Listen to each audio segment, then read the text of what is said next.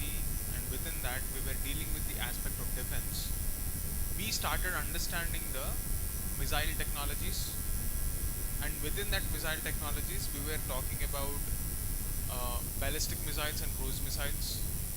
We talked about the classification of hypersonic. We talked about the various kinds of engines: turbofan, turbojet, ramjet, scramjet. What is the difference between ramjet and scramjet? So what is the prerequisite for a scramjet to work? It should be released with a hypersonic speed. All of this were discussed in the previous class. So now you know the attack weapons.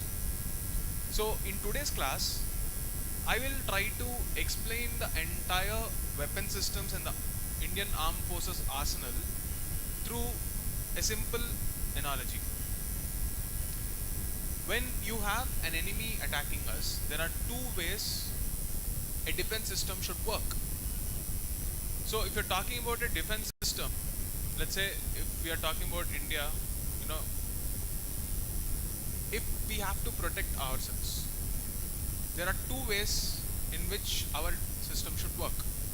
First, when something else is attacking us, we have to shield ourselves. Okay? And what constitutes this shield we will discuss. Then we, as a matter of culture and as a matter of principle, do not intend to attack anyone without any provocation. So our attack arsenal means the entire weapon systems we have, range of weapons. They are usually called the second strike capability weapons. Okay? The second strike capability. So all your missiles that we spoke about are usually meant for the second strike. So this is attack. So this is a shield, this is a sword. Understood? Imagine, let's say for example, imagine Prabhas in Bahubali, who is on a battlefield. He requires a sword and he also requires a shield. The shield is the defense from attack and the sword is to attack the enemy. The way these two work will obviously be different, and therefore the technology involved will also be different. Right? Whatever we discussed in the previous class is about this sword, and whatever we will be discussing today will be about this shield. Alright, so what are the three frontiers of traditional warfare that India has? Land, air and water. If you look at the ongoing wars, what is the most frequently used mode? Air. Why? It reduces the human intervention part. From whatever domain the enemy is attacking, we should first protect ourselves. So the weapon systems we have should be organized in such a way, whatever may be the attack we have, we will respond in the shortest possible time in the most appropriate manner. All our weapon systems should be designed for that single purpose. Right? What are the armed forces that we have? We have Army, we have Air Force, and we have Navy.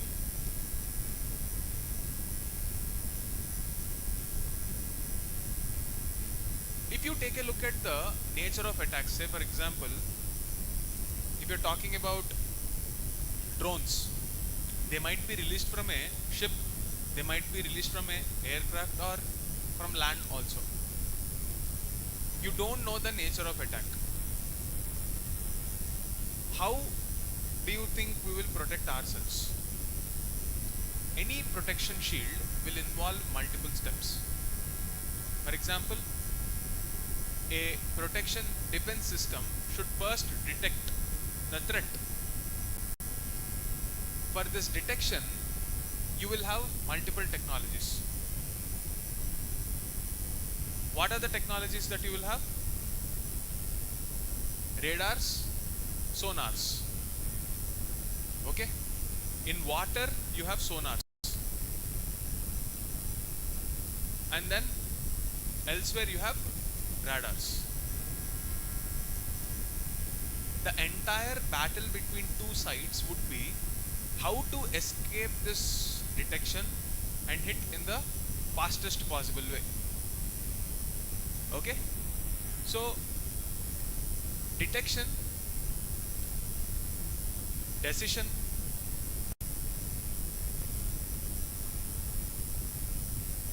delegation, defense. These will be the multiple steps involved in protecting our territory. You detect. So, before we talk about the detection part, I want to compare and contrast this with the previous times. You must have seen in many movies. Let's say you must have watched this movie Ghazi. Ghazi or what was that? Submarine movie? Ghazi only, right? Okay. So in that you will see officers in the submarine get some signals and they will be manually getting that blip, some abnormal signal.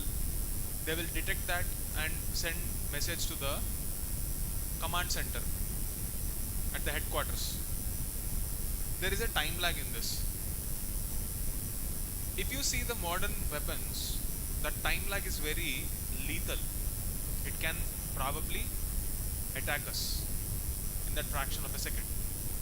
So you don't have time for that high level of coordination.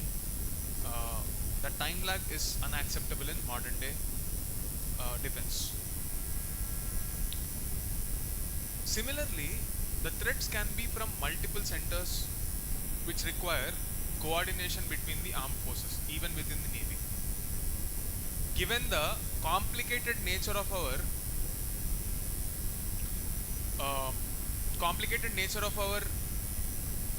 defense systems, now we require coordination between Army, Air Force and Navy. Tri-service coordination is a prerequisite for a safe country. But within the individual service, you still require coordination. And in the age of AI, all of them should be automated. Alright. So for this purpose, in the domain of external security and defense, each wing or each domain of the armed forces will have one AI enabled system. The names of those AI enabled system will therefore become important. Okay? For army, it is called Akash Tir. For navy, it is called Trigun. And for air force, it is called integrated air command systems. So there is a necessity, see, for Akash Tir and Trigun to report to this. In the absence of that coordination, the ability to decide what is the most appropriate defense mechanism, that will be gone. The entire technological developments in the defense sector, the decision of Atmanirbharta, all the players involved in Atmanirbhar defense sector, they are trying to solve the same problem. Okay, so let's understand each of them differently and then go to the integration part later. So let's begin by talking about Akash Tir. What is this? This is a AI enabled decision making system to defend our country. At least this is for the low terrain. We are not talking about high skies that Indian Air Force takes care of. We are talking about low. This is for the Indian Army. Okay, so this is actually used by Indian Army. Don't make the mistake thinking that since the word Akash is there, it is equivalent to Air Force. This is also meant for Indian Army because some short range missiles like cruise missiles, they usually hit our strategic assets, not from a very high space, but they travel very close to the ground. And if we have to intercept them and defend ourselves, the best bet we will have is the one who is on the ground or closest to the ground, namely Indian Army. And they need to have a decision making system at scale that is AI enabled so that time lag problem will be solved. What essentially Akash Tier is, just visualize it like this. Let's say you have a WhatsApp group where individual spy is you are the head spy and you are coordinating. Individual spy is sending message. There might be some time lag. When a human is at the center, the head of the group should take the call on what is the most appropriate decision. There is a time lag. All of that will be automated now. Imagine multiple radars, sensors, wherever you get that information, they will all be fed into this Akash Tier system. Any small blip, there is a trigger that is initiated. Whatever is the most appropriate decision, that will be automatically taken because there is no scope for human intervention. Quick reaction is necessary. This is the central problem that is solved by the Akash Tier system. Clear? It is used by Indian Army. Now, this Akash Tier system can be divided into multiple layers. Okay. So, if you take a look at the 4 layers that are within the ambit of this, you will have small drones. Then you will have something like Shorats. Then you will have in layer 2 direct energy weapons.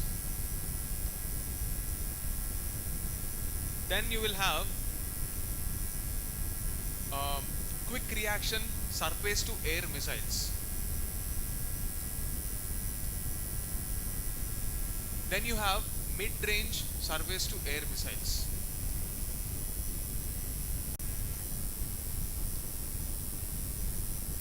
Then in the next layer, if none of them are working, you have bigger defense mechanisms like S-400, Sudarshan Chakra. This is in collaboration with Russia. So sometimes you can even use BrahMos. Okay. This is the purpose of Akash Tier. Simply put, imagine there is a cruise missile coming to you. Okay. And when that sensor is recognizing some blip, immediately one of this will get triggered depending on the distance and time available. Imagine if a drone that is released from a bike within the city, if there is a blip recognized, the nearest point will come and hit it. If something is recognized within a range of 10 kilometers, just like how you can see here, right? Previously you have something called man-portable air defense system, nothing but your shoulder-held rocket launchers. You fit something like that on a tank, which is AI enabled, which takes a input from this Akash Tier and gets immediately triggered within a range of 7 to 10 kilometers or maybe up to 25 kilometers, it will get triggered. Then something beyond that range, up to 50 and 75 kilometers. You remember the integrated guided missile program, right? What is the first one in that? Akash. Up to a range of 70-75 kilometers, this Akash will get triggered by the same Akash theory. And the missile's name is Akash NG, next generation. You are understanding the purpose, right? Depending on the speed and range, multiple weapon systems will be deployed. If it is near, this quick drones and small handheld devices can get triggered. You fit them onto a platform like, let's say, a tank, that will also get triggered. All of the land-based systems will get input from this Akash theory. This is the whole point. Now, in this entire set of arsenal, the most important points which are like new to us and also something that has been in news for a while, you have to discuss them. Okay. Now let's, out of all those things, let's start with BrahMos. What is the speciality of BrahMos? Any idea? What all things that you know or whatever things you have heard, tell me. So, BrahMos, the speciality is, let's say, if it is, launched like this, there is a system, it will get launched like this, and it can turn immediately 90 degrees like this, and it can travel at a supersonic speed up to 3 Mach.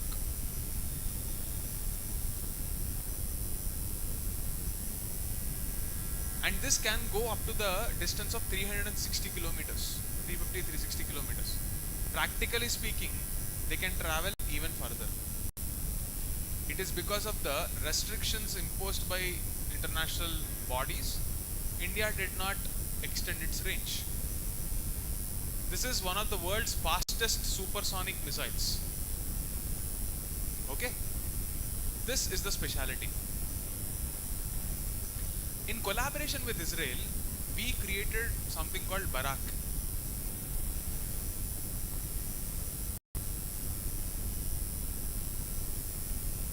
This is up to a range of 150 kilometers.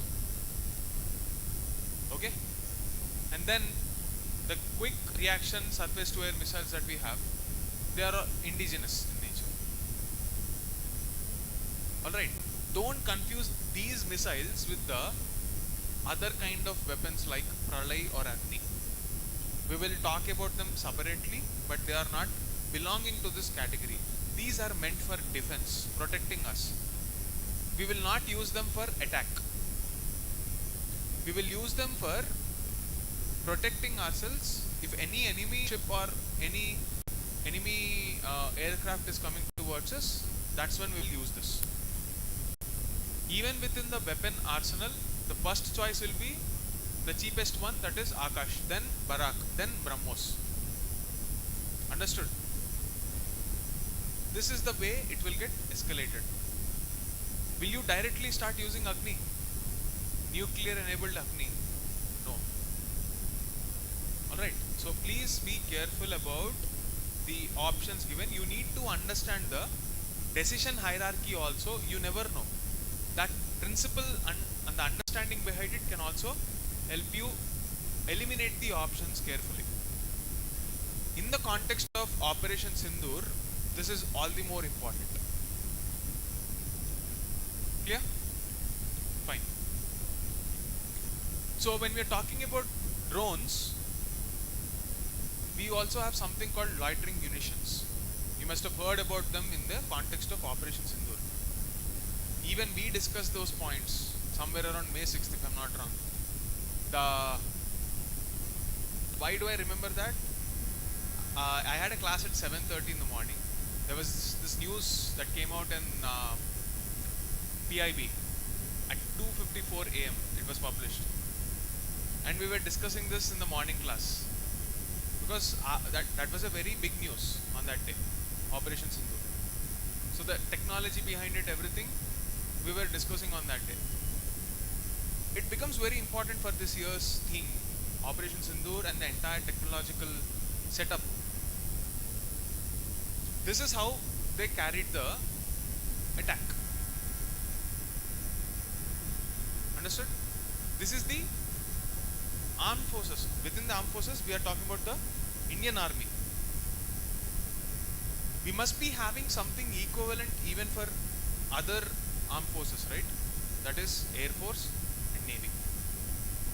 When you're talking about Navy, that system is called Trigun.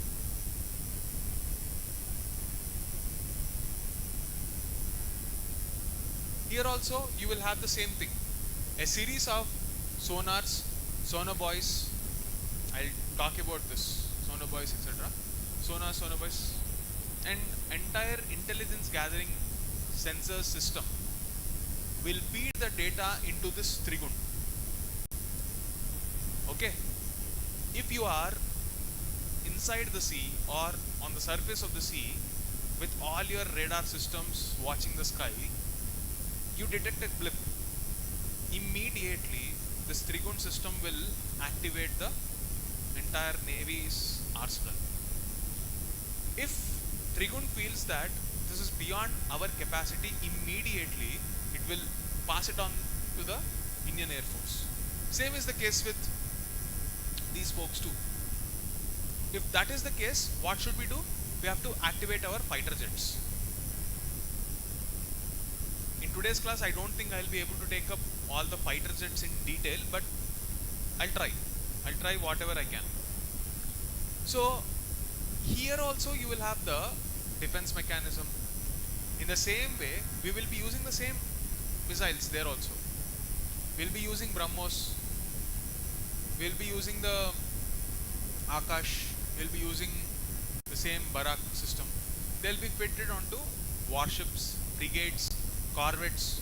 Depending on the size, we are talking about the size of the ship. Stealth frigates. What do you mean by stealth technology? You will escape the radars. Corvettes, logistics. Aircraft carriers, the huge ones, where flights take off. These are very strategic assets and they will be enabled with nuclear weapons sometimes. Nuclear enabled Agni. It will be fitted onto the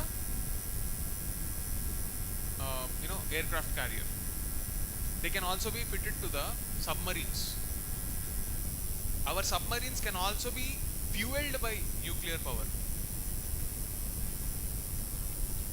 So nuclear, when you hear the word nuclear, understand if it's meant for powering the engine or if it's meant for attacking. Clear? Did you read this topic before like this? If you read it like a series of information without any hierarchy or without understanding why each of these systems exist, it will be a huge chunk of information without a context. Treat this entire discussion like a decision making hierarchy for your exam.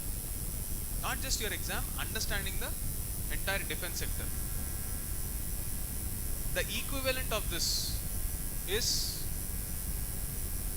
you can see here,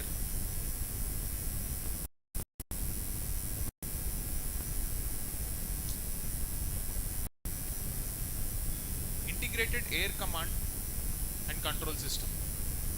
The same thing which is meant for Indian Air Force.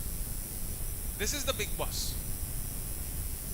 Akash Tier and Trigun are subordinate to this because they have more context than the other two armed forces.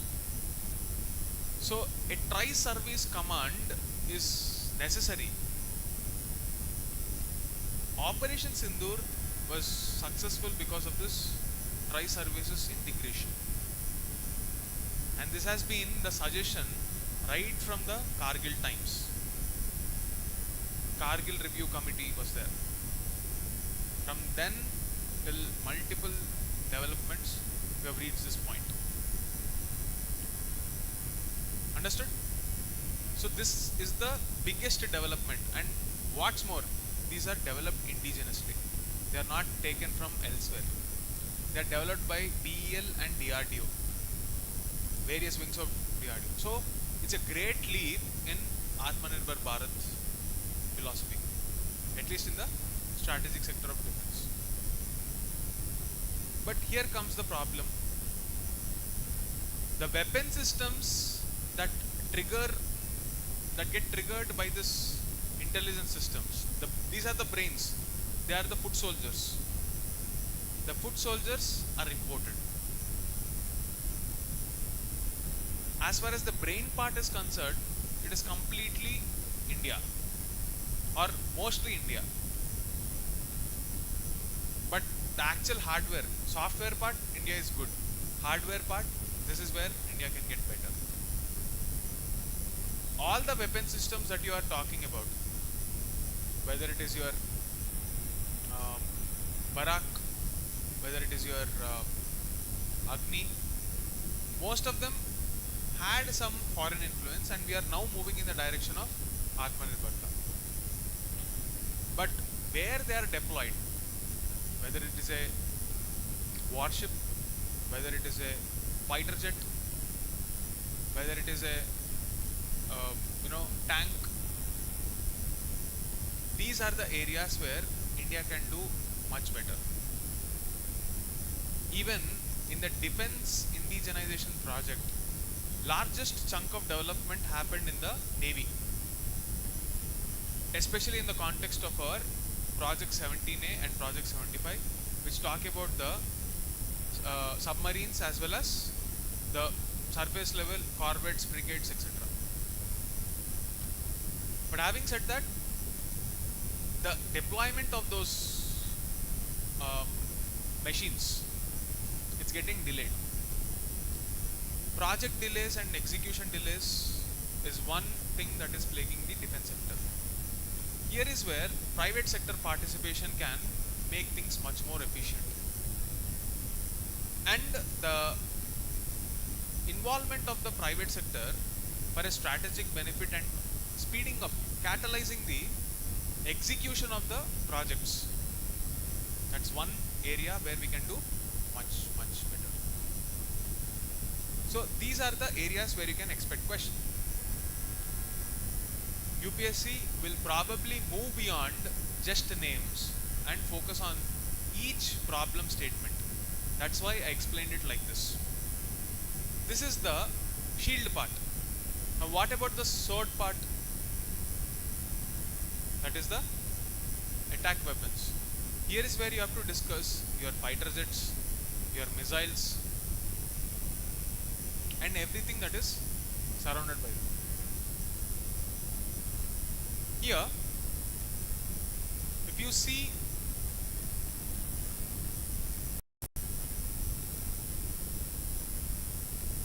one more thing I was supposed to discuss this on a voice. It's nothing but a tool for intelligence gathering. You put this in the sea, inside the sea or the ocean. They will gather data and give us inputs for maritime domain awareness, MDA. Okay? Please note that point.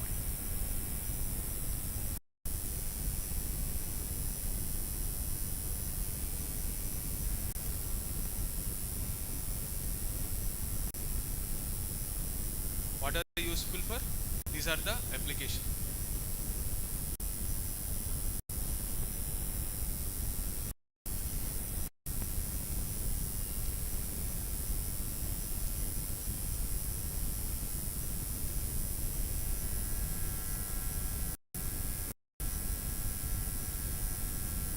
Then you have something called the Golden Dome, which is announced by the US.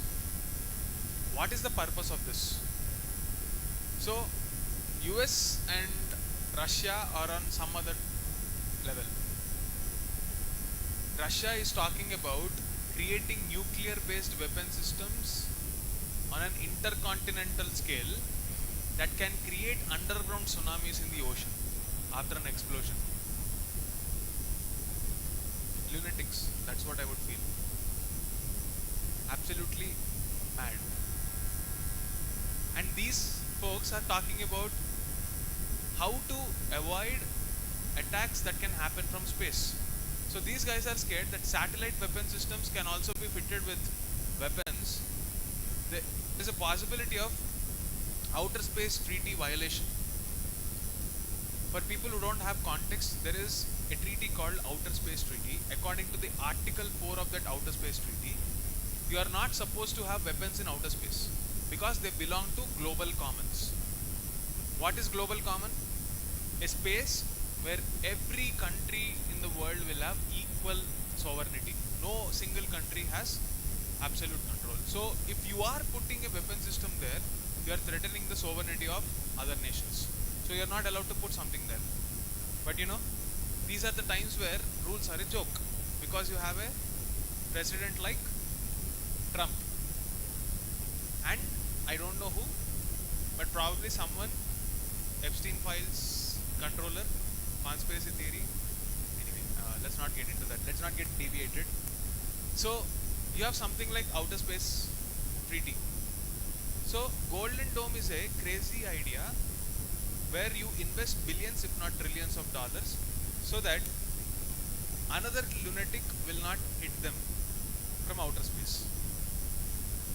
Quite possible. Looking at the way things are going out, I wouldn't be surprised. So anyway, Golden Dome is meant for that purpose. So you have something like, okay, I am talking about THAAD, reminds me of North Korea. So you must be feeling left out, maybe. So this is one entry point, outer space. You can enter from outer space. So maybe US is scared about that prospects. That's why Golden Dome came into existence. So this is a project which will have short range THAAD, which is terminal high altitude area defense from upper atmosphere. They'll try to defend it. And then ballistic missile defense from sea. Ground based mid course defense. Just like how we have multiple layers, they added one more layer, that is outer space. Critics argue that deployment of Golden Dome will inevitably normalize the weaponization of outer space, potentially escalating an arms race beyond Earth's atmosphere. Because defense industries across the world will have targets. They have to answer to their shareholders. They have weaponized every territory on Earth. No more new places to sell weapons to. So they are exporting into the outer space.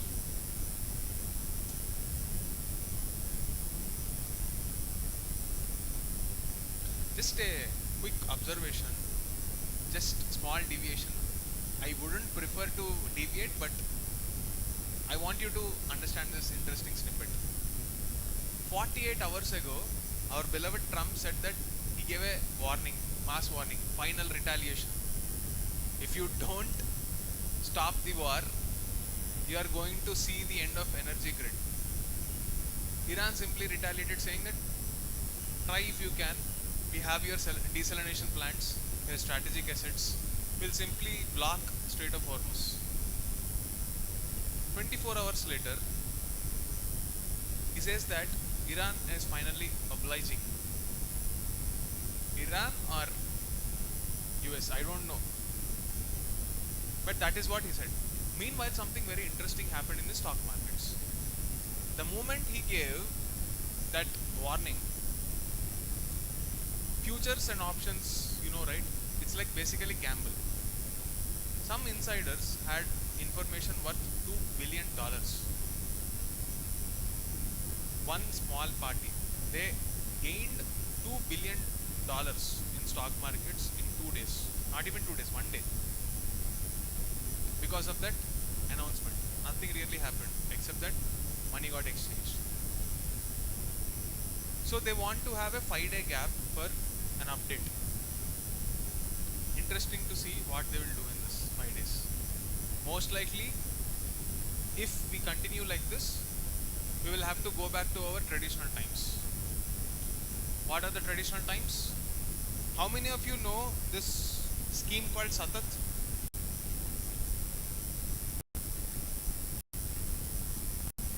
This might come in handy if the war continues. Basically, gobar as a source of fuel, because anyway trees are cut down, there are not enough trees to fuel our restaurants. Forget households, restaurants also are not willing to use them. When you want to do cooking through induction stoves, you will have to burn coal. Pollution, we have energy transition targets, so we can't do that. What is the only option left? Satat scheme.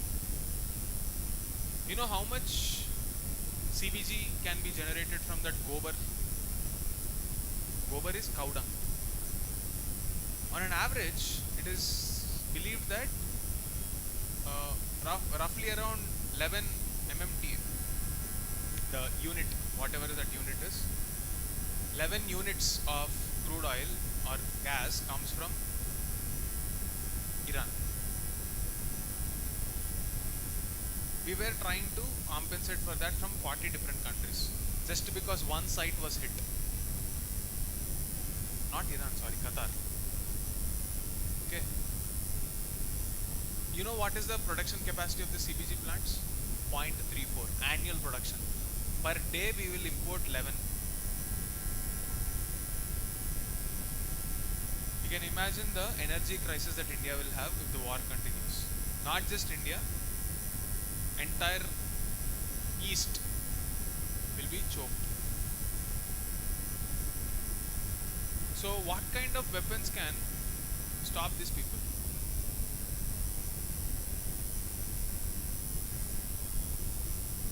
Yes. How many of you watched Durandar? What is the dimethyl mercury?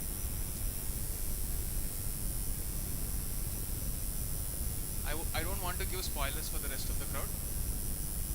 This is the only thing that can stop. Anyway, coming back to the topic.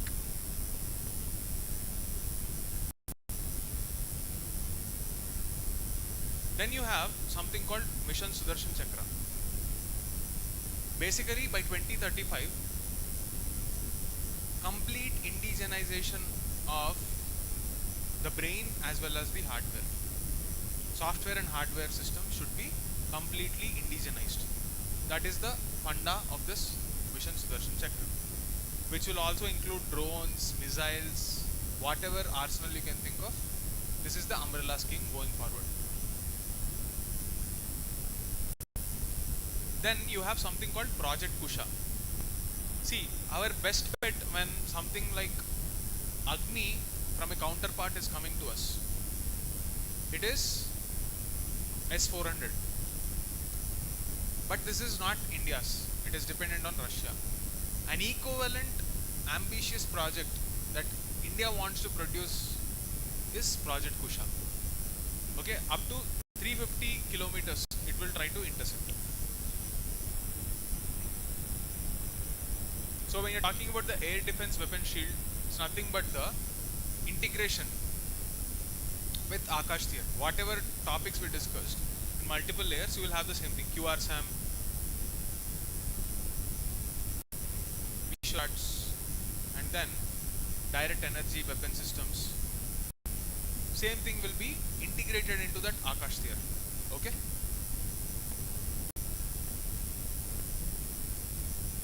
Then we will be talking about fighter jets. What is the purpose of a fighter jet? Imagine a cruise missile being launched from an aircraft. You are supposed to chase it or escape it and shoot down the other party. Imagine if the other party is moving at hypersonic speed. which is very difficult to maneuver on an aircraft. You should also have that ability. And the aircraft should be fitted with a missile system like, let's say, Avangard, which is a hypersonic missile. India is testing that hypersonic missile systems. It is yet to be completely deployed. There are various generations of aircrafts, and the latest stage, see, aircrafts are a function of speed and the ability, how quickly they can move and how they can escape. What kind of advanced technologies can you fit on them? Till 1, 2, 3, 4 and half. 4 and half means is minor upgrade. The increase in evolution is only in terms of speed or some kind of a upgraded sensor system or a arrangement for bigger weapon system. But from 4.5 to 5 there is a major design shift. That design shift is a new setup that will facilitate stealth. Stealth means your radars won't detect this aircraft. So that is the only point I want you to remember. And from there on, you will see next generation is again AI enabled networked warfare. It will interact with something like integrated air command system, Trigun, Akash Theer, and then take the decision quickly. Next level stuff. USA is thinking on these lines. India is trying to create that. Right now we have that. Your Rafales, Sukhois, etc. are at max 4.5 generation. Indigenous aircraft, combat aircraft. What is the name of that? LCA, Tejas. Okay. So we have our Rafales, you have our Sukhois. We had a previous generation MiGs, which have terrible record for continuous crash. Okay, so the latest Rafale jets are fitted with this missile systems, and they can be even more lethal. Let's say if these are moving at supersonic speed, you launch them with a scramjet missile, you give BrahMos that initial thrust, it can become hypersonic too. So we do have theoretical capability. Practically it is not probably tested yet. So you will have to know this. Now, one more thing you have to note down when you are talking about this integrated air command and Trigun systems is the GSAT-7. The heavy satellite, the heaviest satellite that you can place in geostationary orbit. How many of you know the basics of orbits? If you don't know, let me quickly explain. So you have, if this is the Earth, low Earth orbit called LEO, mid Earth orbit and geostationary at a height of 36,500 kilometers from the Earth. Geosynchronous or geostationary. Just like how Earth is rotating, that satellite will also rotate at the same speed. Geosynchronous means it will be in sync with the time period, but may not be the same location. It will be looking at different locations. It will have a time period of 24 hours.